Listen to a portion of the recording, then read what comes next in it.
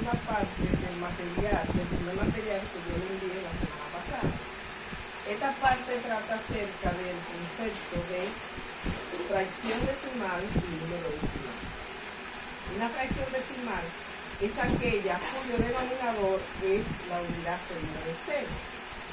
Y un número decimal es el cociente que se tiene de una fracción decimal, como también de cualquier otro tipo de fracción, ya sea propia o impropia. Una fracción propia es aquella cuyo numerador es menor que el denominador. Aquí tenemos el ejemplo de una fracción impropia, donde el numerador es menor que el denominador. Y aquí tenemos el ejemplo de una fracción propia también, porque el numerador es menor que el denominador. Si fuera lo inverso, si fuera 5 entre 3, fuera una fracción impropia, porque una fracción impropia es aquella cuyo numerador es mayor que el denominador. Entonces, de una fracción decimal o de una fracción propia o impropia, tenemos un número decimal. Una fracción decimal es aquella cuyo denominador es la unidad seguida de cero, como tenemos 6 partido entre 10, 15 partido entre 100. Tenemos una fracción propia, aquella cuyo numerador es menor que el denominador. De estos 4 ejemplos de fracciones, obtenemos un número decimal. ¿Por qué? Porque un número decimal es el cociente que se obtiene de una fracción decimal o de una fracción propia o una fracción impropia. Vamos a ver. Bien, entonces vamos a ver de estas fracciones cómo tenemos el número decimal. Si dividimos 6 entre 10, tenemos que me va a dar un número decimal. Divido 6 entre 10 no cabe. Pongo punto.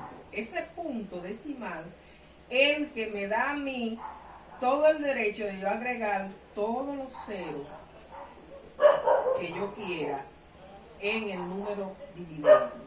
Entonces tenemos, pongo punto, agrego 0. Entonces ahora divido 60 entre 10 a 6.